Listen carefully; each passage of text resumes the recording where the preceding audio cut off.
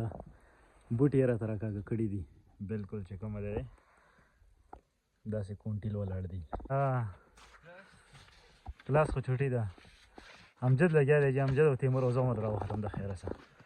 څنګه تیموره تا وتړم کړی دی؟ اوس الله دې خیر وکړي. ښه ده دومره ډېره خو نه ده شوې خو ماحول یې راته ټول سپین سپین کړی دی. دا وګورئ د شاعرۍ چې کومه په شاعرۍ کې چې خلک ستایي او حقیقت چې کوم دی هغه ګوره ډېر جدا دی. ډېر دا ډېرو خلکو خپلې کوټې موټې جارو کړې ده. وګوره دا زما د تره کوټه ده جارو کړې ده.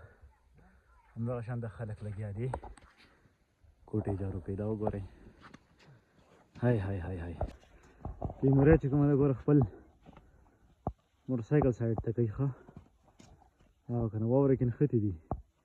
دا به اوس تقریبا 2 میاشتې په دې ځای باندې ولاړې. هلکه سټارټ یې کړه چې لږ ګرم شي که نه سټارټ یې کړه چې ګرم شي لږه.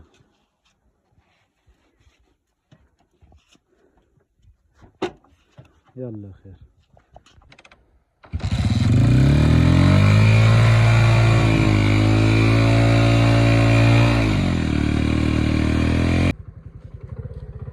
ایا ټوپۍ ډېره ښکلې ده په سر کړې؟ دا چېرته وه؟ کباړ کې به 20 روپۍ باندې داسې زبردست ټوپۍ اخیستې ده. دا وګورئ دا دې ته وایي کباړي ټوپۍ. په دې موسم کې به چې کومه دی وروره کباړ به ځان خامخا راکاږي.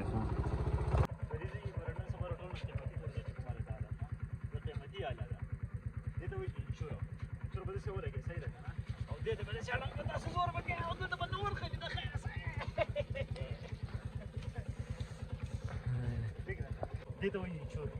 څه شی ورته وایي؟ انشور. خو دا مونږ په خپله جوړ کړي دي. دا ګوره هینډ میډ څیزونه دي. صحیح ده که نه ریډي میډ نه دي. نو یارانو د 2 میاشتې انتهایي سختې په دې ځای کې دا خبرې ما تاسو سره مخکې شریک کړي او نن درته بیا وایم چې ګوره واوره که څوک ستایي نو په شاعرۍ کې به یې ستایي. په شاعرۍ کې به د هغې نه مزې اخلي. ریلیټي کې ګوره زور لګولي زور او زور چې چاته اړم وي که نه د هغې یوه لحظه هم بیا ټیک نه وي.